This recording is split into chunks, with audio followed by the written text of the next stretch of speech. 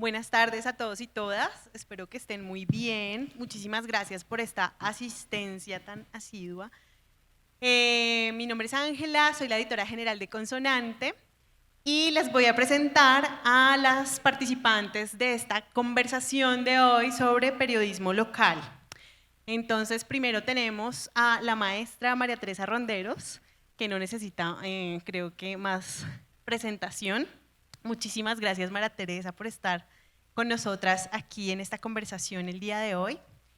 En segundo lugar, quisiera presentarles a Betsabe, que es una de nuestras periodistas locales de la red de Consonante, y hoy va a representar a todo el equipo de trabajo contando cómo hace periodismo local desde La Guajira.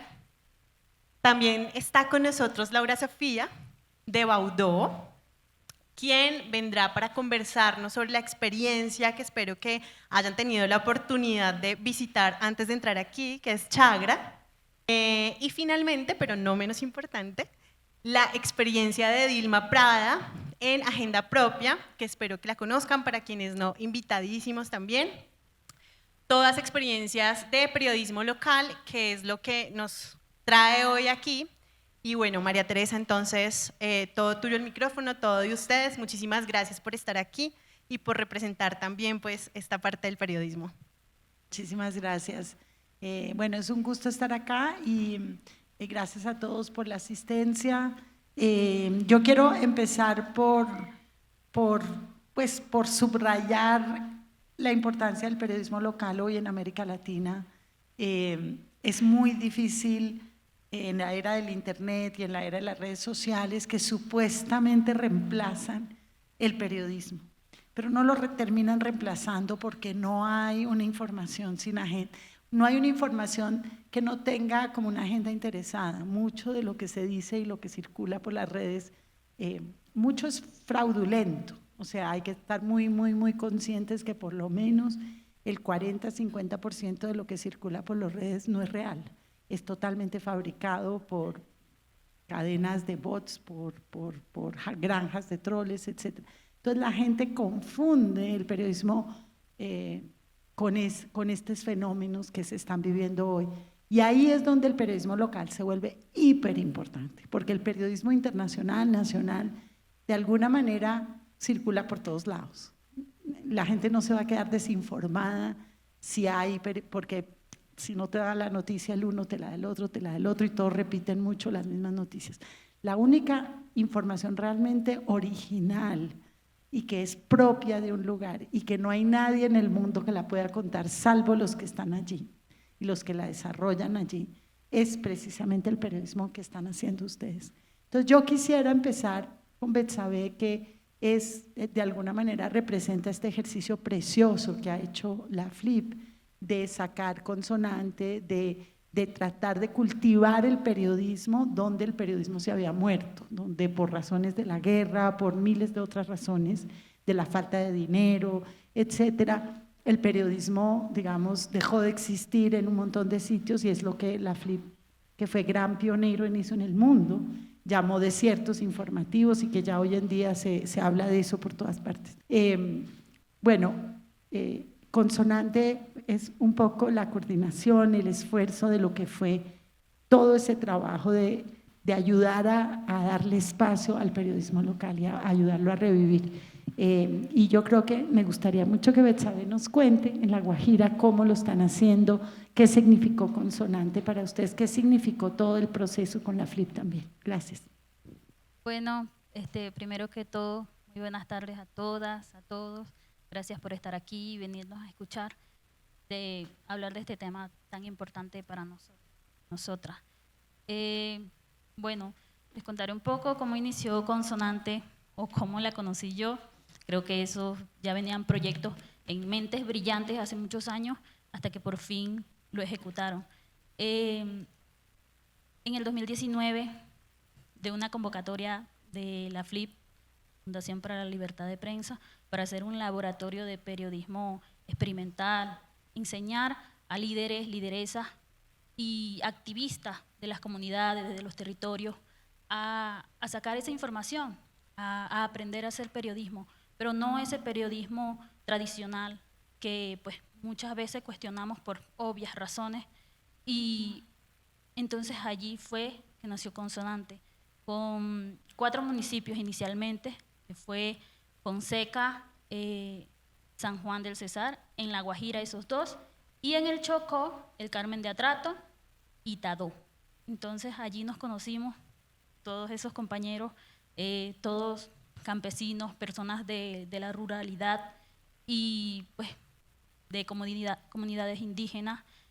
Yo soy indígena, Wayuu, y pues esas personas luchadoras del pueblo que a gritos quisieron siempre sacar adelante su territorio de alguna manera, y creo que Consonante nos dio esa herramienta. Entonces, hacer el periodismo local nos ha enseñado mucho y lo hemos aprendido en el camino, en conjunto también con el territorio, porque al principio era difícil, pues nadie quería dar una información, muy poco querían que se tomaran fotos o que se sacara a la luz esas cosas que permanecieron siempre allí, ocultas y reprimidas, y pues las administraciones de esos territorios muy contentos de que no se saque a la luz todo ese tipo de corrupciones y todas esas cosas malas que atrasan a nuestros territorios. Entonces fue un comienzo difícil, y a medida de que íbamos aprendiendo, pues también nos íbamos formando, y pues hoy estamos aquí, hemos crecido mucho, también Consonante, porque pues el año pasado ya entró otro nuevo municipio que fue San Vicente del Caguán en Caquetá, y ahora este año Leticia en el Amazonas. Entonces, pues primero me gustaría transmitirles pues mi alegría de que es posible, y aunque es duro el trabajo, es difícil, pues estamos aquí haciendo un periodismo diferente, con personas que de pronto no estudiaron periodismo porque igual en el territorio pues tampoco hubo como la oportunidad. Entonces, pero lo estamos haciendo de esta manera y pues ha sido muy bonito. ¿Sabe? Cuéntanos cuál fue la historia más difícil. De todas las que has hecho, ¿cuál es la que les costó más trabajo? Bueno, todavía siguen bueno, todavía sigue siendo muy difícil. Hay historias que todavía no he podido sacar, pero que aquí aprendiendo y buscando como la manera de darle la vuelta y ver cómo puedo sacar esa historia, porque pues uno también lo piensa, puede ser peligroso para uno y también para las comunidades, también para las personas que se atreven pues a alzar esa voz, ¿no?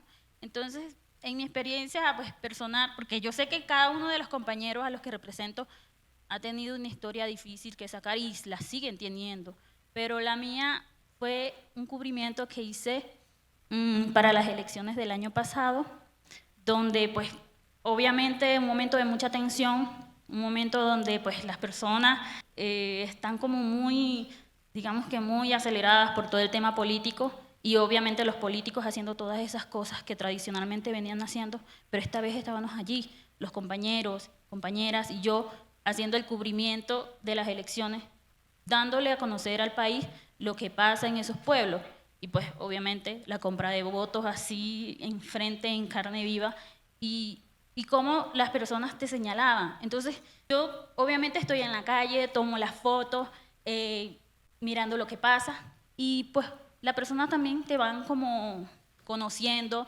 y te van identificando, y por lo menos la administración que iba saliendo en el municipio de Fonseca, pues allá muy conocidos por todas sus obras, pero ya sabemos qué obras. Entonces el bando de ellos, por ejemplo, todo su grupo político estuvo como muy pendiente de lo que yo estaba haciendo, y entonces, bueno, si tú nos tomas fotos, nosotros también te tomamos fotos, y empezaban a grabarme, y bueno, yo fresca, porque igual, ¿qué pueden hacer con tomarme un video o con gritarme cosas? Me llamaron guerrillera. Entonces, son cosas que uno lo van fortaleciendo, que en el principio a uno les da miedo, porque bueno, si te van a estigmatizar y si te van a hacer, qué sé yo, miles de cosas, porque sabemos lo que está pasando con las personas en reincorporación en todo el país, a todos los están matando, y por daño colateral, pues uno también puede caer, ¿no? uno, no, aquella es guerrillera y que se siga como pasando ese chisme por allí, entonces pues uno también siente esos miedos, miedos de la comunidad, miedos de las personas, pero de alguna manera uno dice, bueno, pero ellos también sintieron miedo, porque esta vez, salió el boletín, entonces dio vuelta por todas partes, entonces ellos también empezaron a tener miedo, y ahí uno pues va contrarrestando todas esas cosas, y también pensaba, bueno, estoy yo en la zona rural, pues están los compañeros también en Fonsecas y todos bien aguerridos, metidos por todos esos disturbios, entonces uno lo piensa y se siente bien y dice, no estoy sola, ellos también lo están haciendo y aunque puede ser peligroso, pues hay que intentarlo y mientras seamos más los que alcemos la voz, creo que seremos más fuertes y se saca adelante lo que queremos, ¿no? Sí, es verdaderamente la verdad eso. Yo creo que ahora venía yo de la presentación de un documental y era muy impresionante porque es un periodista que ha sufrido todo, el exilio, la persecución, y él decía, mi única salida era seguir investigando, porque en la medida en que yo investigaba, ellos se hacían más débiles, yo me hacía más fuerte, o sea que era como un ciclo, como tú dices, que es lo que lo va haciendo a uno fuerte. ¿Cómo nació Baudó? ¿De dónde nació la idea? ¿Y de qué manera está haciendo ese periodismo que llena vacíos, que está donde supuestamente no hay nadie informando hoy en Colombia? Bueno, Baudó nace hace 7 años, más o menos hace 8 años estábamos en la Amazonía con Víctor Galeano investigando la contaminación por mercurio y creo que la reflexión era respecto a los tiempos de producción que tiene la prensa tradicional frente a las metodologías de trabajo de una prensa que, bueno, por unas particularidades también económicas y de tiempo y digamos, de la agilidad con la que tienen que sacar información, pues no se les permite pensar fuera de la producción periodística, de la investigación y de la publicación, no se les permite pensar en procesos previos y procesos posteriores que son muy necesarios y que creo yo que es la queja mayor cuando cualquier periodista va a hacer trabajo de campo, y es decir, esa relación se ha fracturado mucho y para nosotros en Baudó era muy necesario generar un proceso mucho más respetuoso con la comunidad, que no solo, que no fuera una actividad como extractivista de la información y nacimos con esa intención de mejorar los procesos de relación con las comunidades para poder contar historias bien hechas, rigurosas, digamos como con todo el espíritu necesario periodístico, pero que también se arriesgara a que pasaran otras cosas más allá de la publicación y que no se midiera a través de allí como el éxito de nuestros procesos. Entonces, lanzar las investigaciones no sin antes haberlo puesto en diálogo también con la misma comunidad donde se investigó. Y en ese camino, cada que Baudó iba a hacer una investigación, pues siempre nos encontramos con colegas, con narradores comunitarios, con personas queriendo hacer fotografía, queriendo hacer video, en unos contextos muy complejos y con una necesidad de formación, de financiación, de difusión de sus propias historias.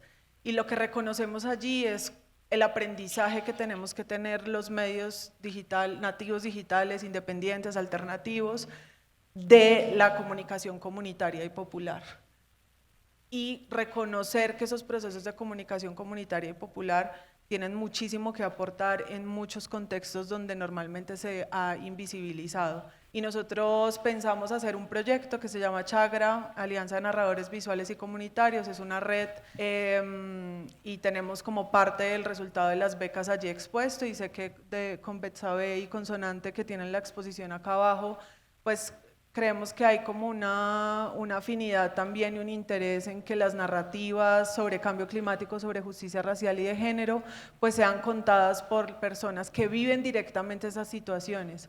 Cómo hablar de los impactos de las industrias extractivas, cómo hablar de los impactos que tiene el racismo en Colombia, cómo podemos hablar de eso si, digamos, si no lo hemos vivido como en carne propia, si eso no nos atraviesa.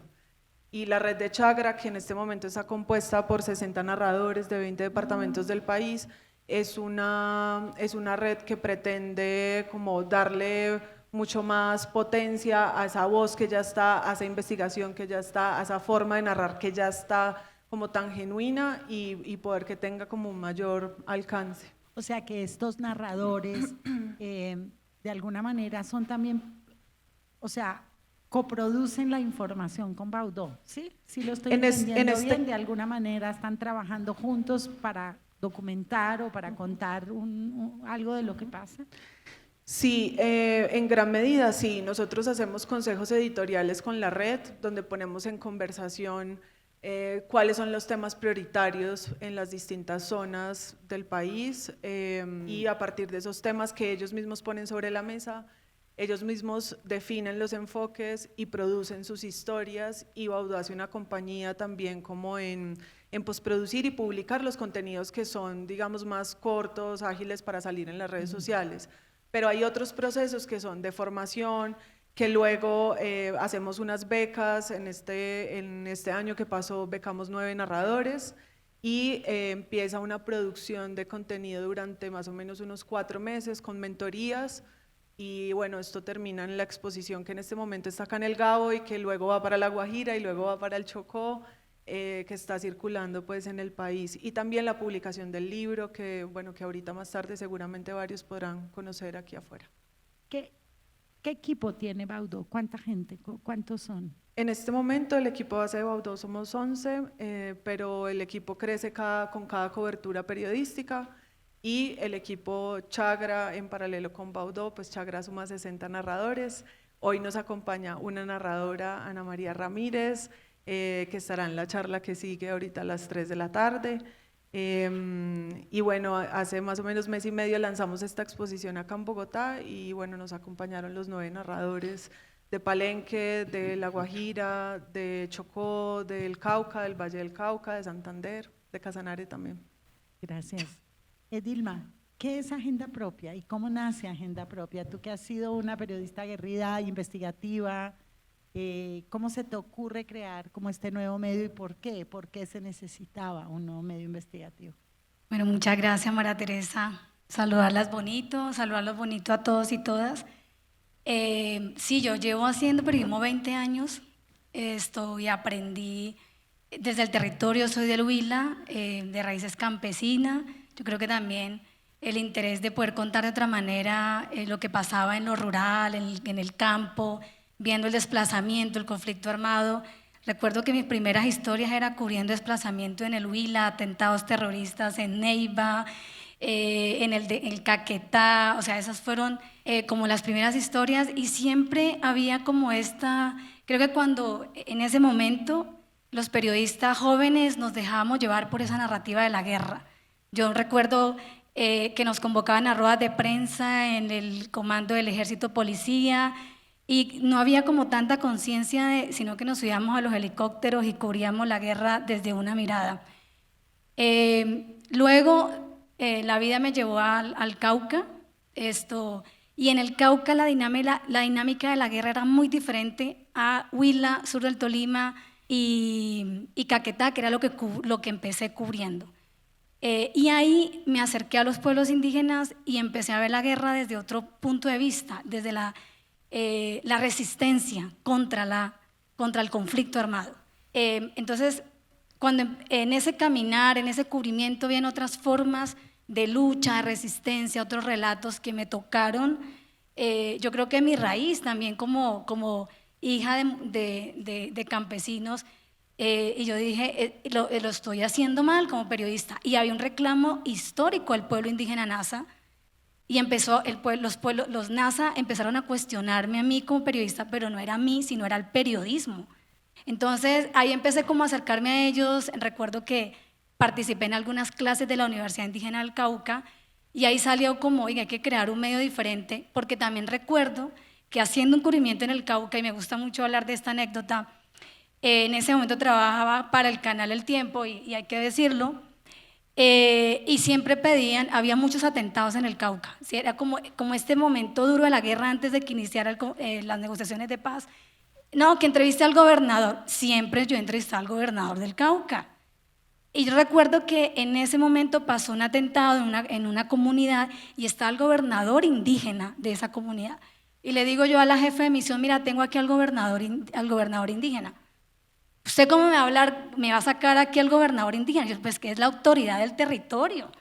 Entonces, como que esas situaciones, yo dije, hay que cambiarlo, de la mano también con la experiencia de lo que pensé estábamos haciendo mal, reconociendo que además había una instalación hacia los medios, una forma de cubrir los medios, porque yo cubría inicialmente corresponsal, pasé por también medios, emisora comunitaria en Garzón Huila, televisión local comunitaria en Garzón Huila, mis inicios fueron en los medios comunitarios.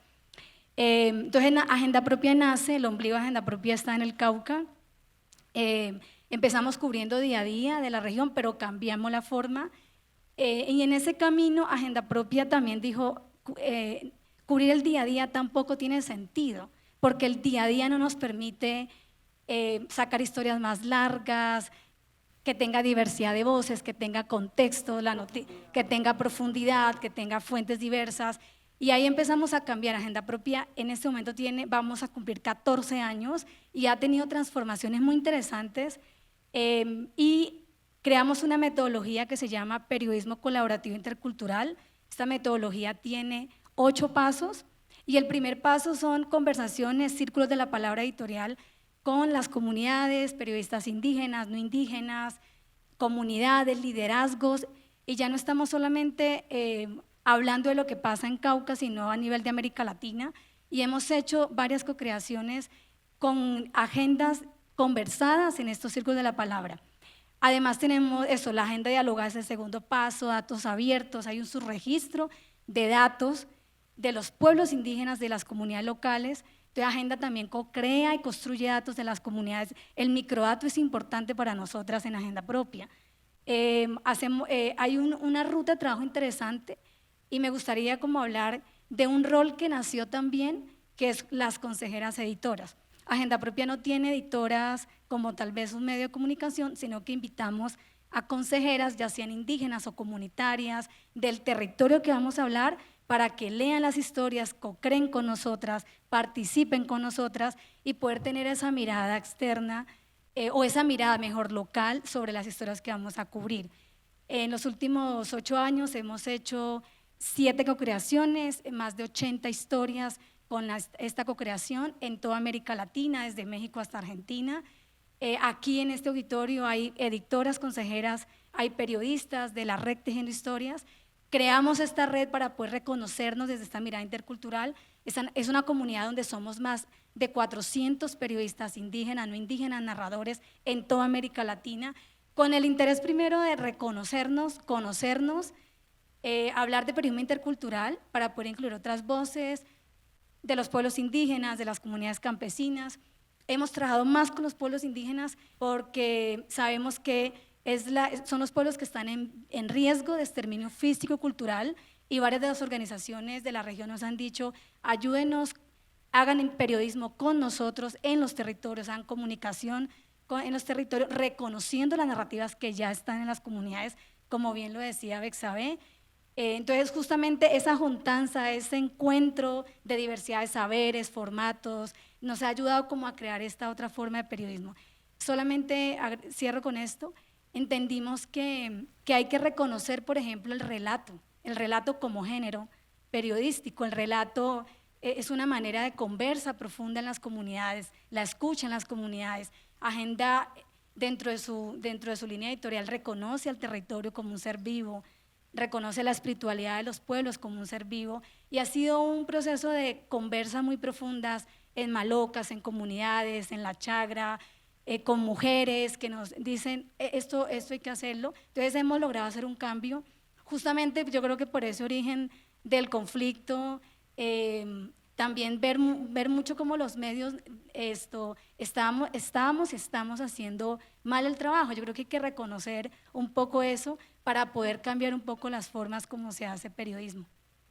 Y también puede ser un periodismo que está curiosamente más sintonizado con el futuro del periodismo, o si es que el periodismo va a tener futuro, digamos.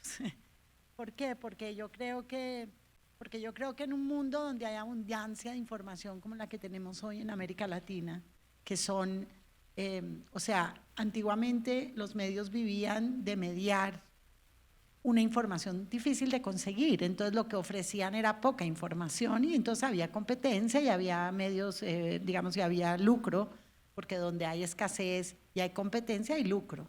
Pero eso cambió, ahora lo que hay es una enorme abundancia gigantesca de información, entonces, pero el periodismo pretende seguir haciendo lo mismo, ¿no? Buscando primicias, corriendo, compitiendo, cuando a la gente le importa un pepino, la gente vio una noticia o una historia y te juro que aquí le preguntamos a todo el mundo, le damos cualquier noticia reciente y le preguntamos dónde la leyó, no tienen ni idea en qué medio la leyó. La leí en WhatsApp, o sea, la leí en Facebook, no tienen ni idea. ¿Por qué? Porque ya no importa, porque no importa la competencia. Entonces, ¿cómo? Yo creo que una de las cosas lindas que están haciendo ustedes es la colaboración, que es el público, no es como estamos ahorita, ustedes público acá y nosotros habladores aquí, como el periodismo. Ese es el modelo de la cabeza, el periodismo allá, el público y aquí, y te enseñan que las audiencias, pero yo sí pienso que cada vez más somos uno solo. Esas audiencias están produciendo información todo el tiempo. Acá mientras hablamos, varios de ustedes deben estar chateando, produciendo información, compartiendo la información, interpretando el mundo constantemente. Entonces, construir juntos a partir de la base, como están haciendo ustedes, en realidad yo pienso que es más bien el futuro del periodismo y es donde los medios grandes seguramente están perdiendo el control. Pero hay un par de retos que quiero preguntarles a las tres. Yo veo, uno, obviamente que estamos en un mundo inundado de mala información, de desinformación, de información que manipula la conversación pública, que tú crees que eso es lo legítimo que se está discutiendo y hoy en día además le impone la gente a los medios, no, es que lo que se está discutiendo es el trending de Twitter, no, bueno, ya no es Twitter X o lo que sea, pero en realidad, ¿cómo puede uno conversar con estas comunidades como tú estás conversando, como ustedes en Baudó, con estos narradores, con esta construcción colectiva de información? ¿Cómo puede uno de alguna manera valorizarla frente a la alcantarilla, la llamo yo, ¿no? De una cantidad de información falsa, desinformante, que genera odios, que genera miedos, que está para generar muchos miedos? Esa primera pregunta me gustaría preguntarles a los tres cómo lidian con eso y después les hago una segunda pregunta que tiene que ver más con una cosa que tú mencionaste, Dilma, y es con el tema de la información dura, cómo la consiguen, porque mal que mal a todas sus comunidades las afecta las decisiones públicas, lo que está decidiendo el alcalde, los números, cómo se gastó la plata, etcétera. Y entonces ahí hay unos conocimientos técnicos que son difíciles de acceder, entonces también cómo se puede trabajar ese periodismo de datos, ese periodismo difícil, pero vayamos con la primera pregunta. Bueno, desde el trabajo que nosotros venimos haciendo, desde Consonante y como nos ha enseñado pues ese laboratorio, es que estamos armando esa articulación, es volver a empezar, ciertamente, porque es que, como decía mi compañero Haitin ayer, hay que desaprender para aprender nuevamente. Y es que, es verdad, hay mucha información falsa y hay mucho que ya la gente está aburrida de ver eso, pero entonces como nosotros vamos empezando, también hay que enseñar a la audiencia cuál es la información buena, cuál es la información de calidad. Y es porque lo estamos haciendo directamente.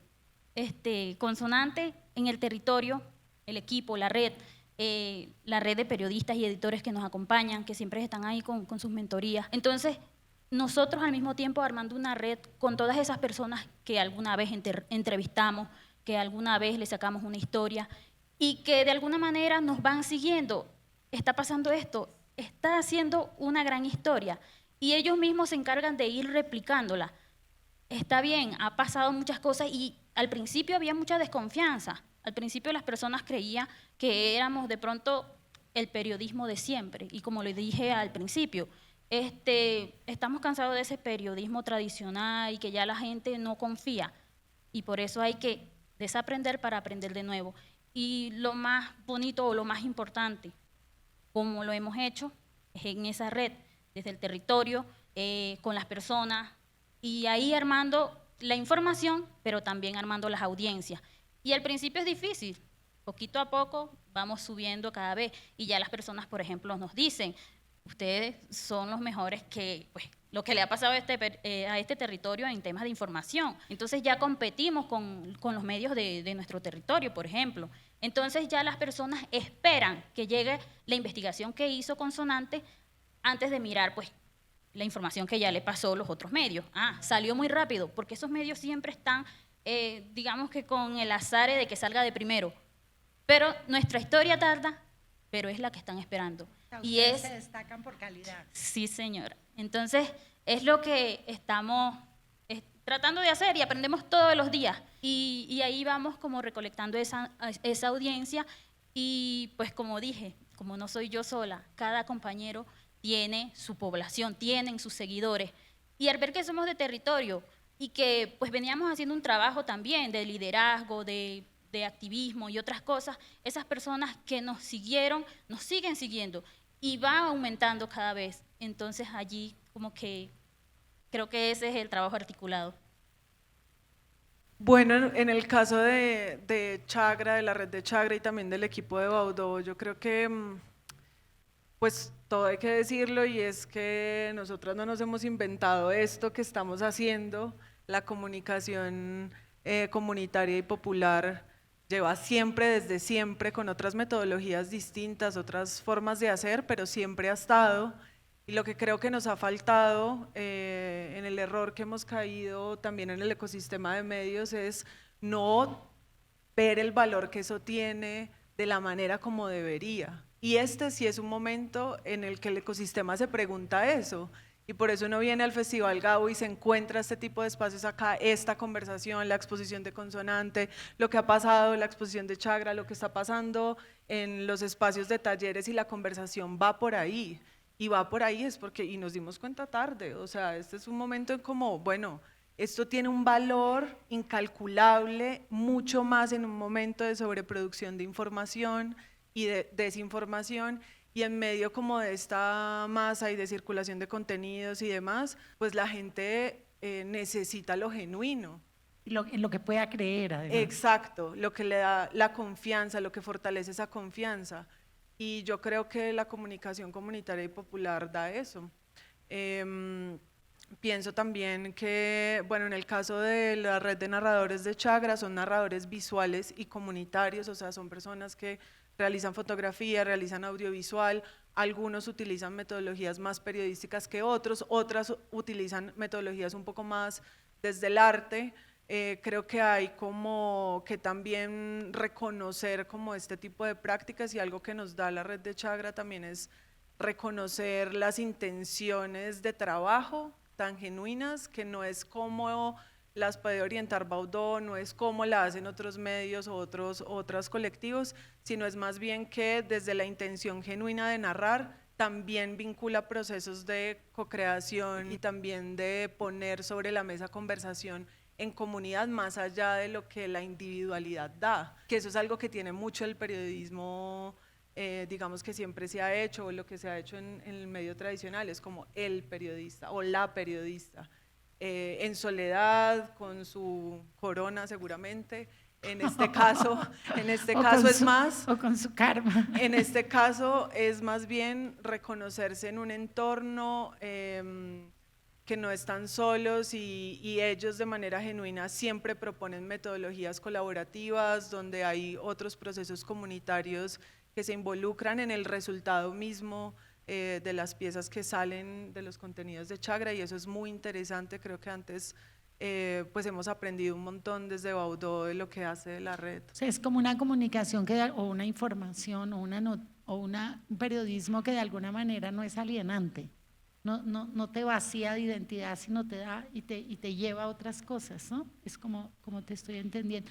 Y nosotros, lo que yo estoy metida es en periodismo colaborativo, no local, pero internacional, pero al final es esa sensación de que lo colectivo finalmente vale mucho más que lo individual, y porque lo que importa es la calidad, que es lo que finalmente compite, entre comillas, con un montón de información basura, por decirlo así, ¿no? Claro, y que no está el afán de salir, lo conversamos con Edilma y también lo dice, ¿sabes? Como no estamos compitiendo por la chiva, no estamos pensando en cuántos clics tuvo, no estamos pensando, pensando es que la investigación sea buena o que la conceptualización de las ideas sea buena y que termine en piezas comunicativas, narrativas, periodísticas también, como que realmente generen reflexiones a partir de los temas que estamos hablando, porque ya no es quiero que pases por encima de mi titular y que en el alcance me aparezca una cifra, ¿sí? Y que a la gente, bueno, al final no sabemos qué pasa con eso, ¿sí? ¿Cómo podemos medir el éxito de esa manera? Yo creo que nos sentimos satisfechas con el trabajo que hace la red y que hace Baudó, justo porque por el proceso que se da, así sea difícil internamente, así seamos equipos pequeños, pero porque pensamos en hacerlo de manera responsable, porque pensamos porque reconocemos que la comunicación sí tiene un impacto, o sea, no nos lo tomamos a la ligera. No es decir por decir, cosa, sí. sino es realmente esto tiene un impacto hacia afuera y tiene un impacto interno en la comunidad, y en ese sentido pues ahí estamos paradas, yo creo que también en la labor que hace Agenda y la labor que hace Consonante. Dilma, de una vez voy a ir a la segunda pregunta porque tú ya la mencionaste, el tema del dato duro, el tema de la investigación. Nosotros hicimos hace poco, en alianza con varios medios, una investigación en el sur de Córdoba y pudimos tomar 5 municipios y sacar pero con algo de ayuda tecnológica en alianza con Cuestión Pública fue esto. Digamos, sacamos toda la contratación pública de los 5 municipios, la limpiamos, la ordenamos y sacamos los 20 principales contratistas de los municipios y descubrimos que de los 20, 11 tenían todo tipo de procesos en la Contraloría, Procuraduría. Uno de ellos incluso estaba preso y estaba haciendo contratos desde la cárcel.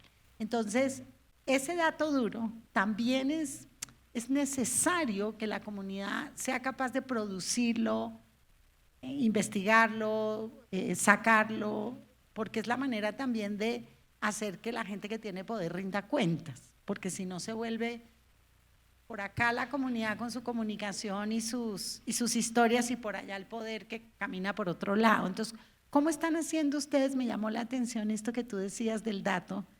¿Cómo están haciendo ustedes para juntar esos dos mundos, digamos? Sí, yo creo que lo que está pasando en los territorios no es nada romántico.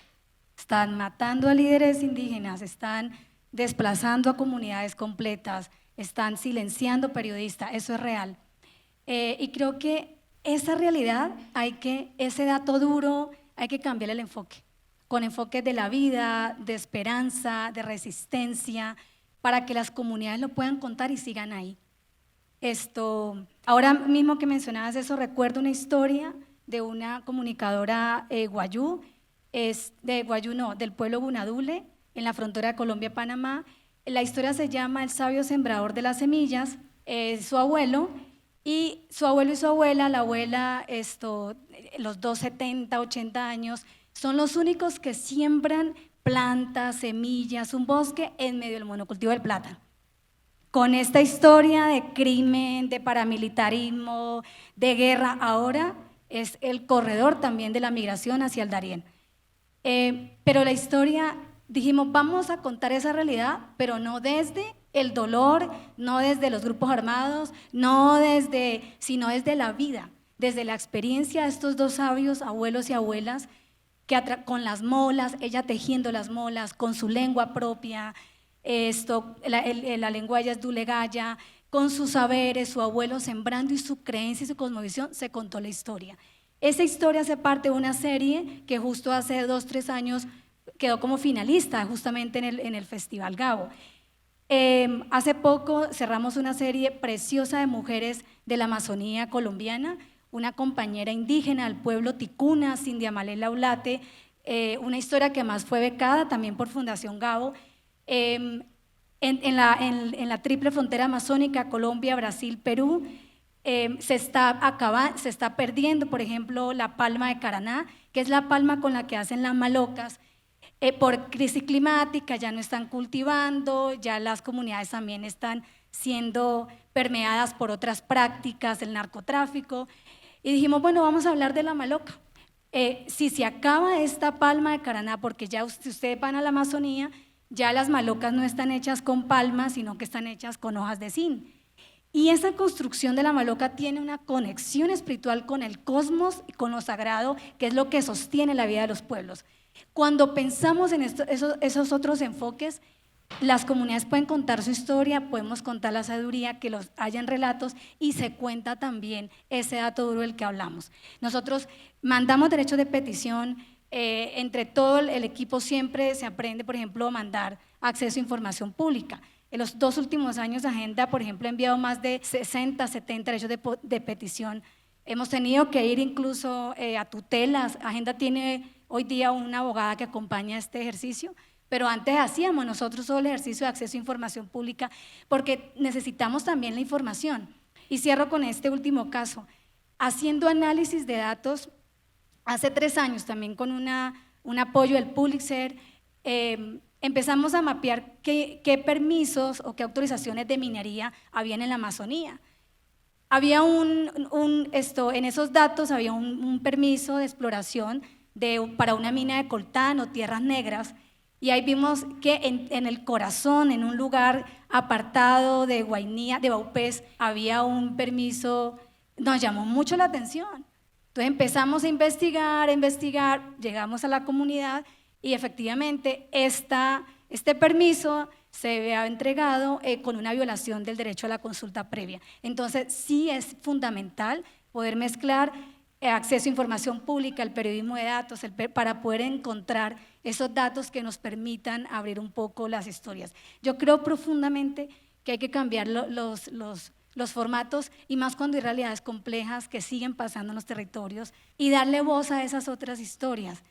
Las mujeres indígenas, por ejemplo, son las cuidadoras de la Amazonía. En todos los territorios hemos encontrado esos relatos de defensa, de resistencia. Se están perdiendo saberes, la lengua se está perdiendo, y creo que si cambiamos un poco la mirada, yo lo dije en otra sesión, nos seguimos capacitando en cómo investigar el crimen, pero no cómo investigar las narrativas de la vida.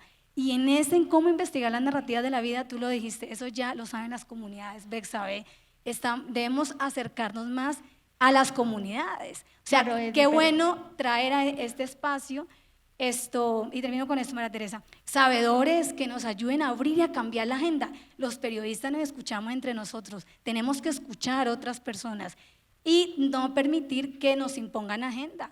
La cooperación está llegando con una agenda.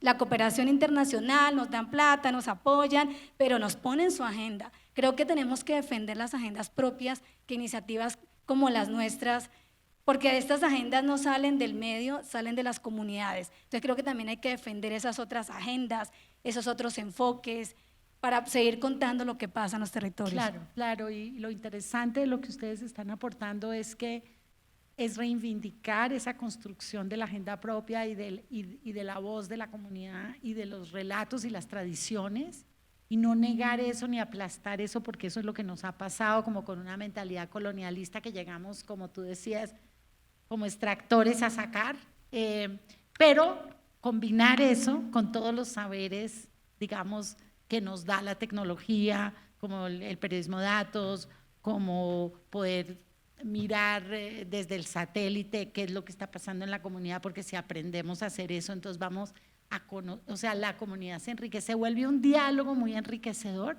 pero que parte de las necesidades de la gente. Es más o menos lo que te estoy entendiendo, ¿sí? Sí, yo creo que eso es clave. Por ejemplo, esta historia que les cuento del monocultivo del plátano, entendimos la dimensión cuando volamos el dron, vimos la foto y estaba la casita del abuelo con árboles, alrededor y alrededor el monocultivo del plátano. Realmente triste. Entonces, claro, todas estas herramientas ayudan para poder contar esa historia de otra manera. Entonces, creo que eso es clave, o sea, mezclar esas herramientas, pero como lo hemos dicho, reconociendo que ya hay saberes allí y que nosotros no venimos a enseñar, más bien estamos aprendiendo. Pero que hay que es lo que da la identidad, que es para lo que sirve la información, para fortalecer esas identidades y esas miradas. Bueno, yo creo que ya se nos está acabando el tiempo, pero yo quería abrirlo al público. Sí, creo que tenemos espacio para algunas preguntas. Si alguien quiere hacer alguna pregunta. ¿Alguien le puede pasar un micrófono?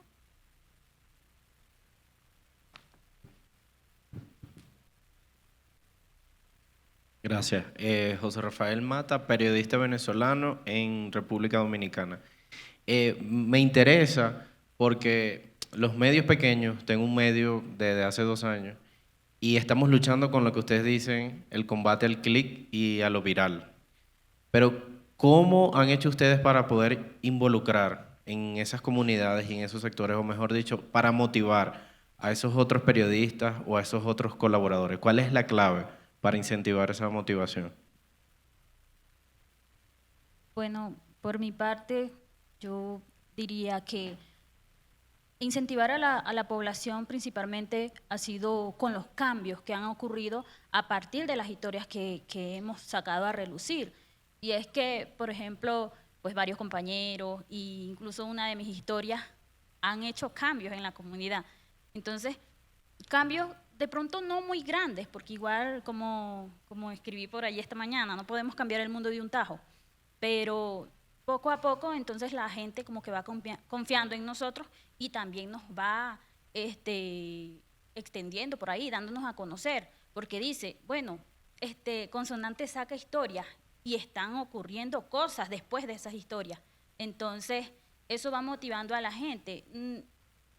Entonces nos van visitando, por ejemplo, en nuestras redes, pues, en las redes de Consonante, donde están las historias, y al ver que el periodismo o el trabajo, el proyecto que se está haciendo es a partir de las mismas personas del territorio, como que se van motivando y también va preguntando como que yo quiero entrar, me gustaría, ¿por qué no abren una red en este municipio que no está Consonante? Y así es que creo que yo creo pues que la FLIC se ha puesto a pensar en esas cosas y a partir de eso es que ha ido creciendo y extendiéndose en el territorio. Gracias. ¿Hay alguna otra pregunta? Ya creo que se nos acabó el tiempo porque son sí, ya se nos acabó el tiempo. Hay una última pregunta. Una última allá atrás, sí. Sí. Que hay gente ya queriendo entrar. Sí.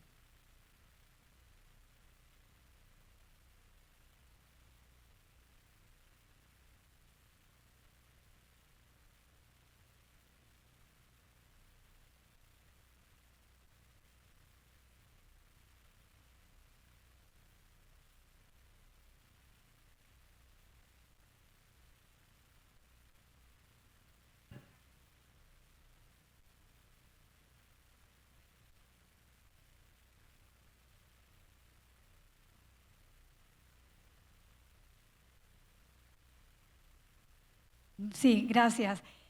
La Red Tejiendo Historias nació de una capacitación donde estábamos narradores y periodistas de distintos lugares de la región. Yo creo que lo primero es ampliar el término de periodismo, cambiarlo para poder incluir otras formas de contar. Los comunicadores indígenas, por ejemplo, no se llaman muchos a sí mismos periodistas, son comunicadores, ¿cierto, Bexabe? Narradores.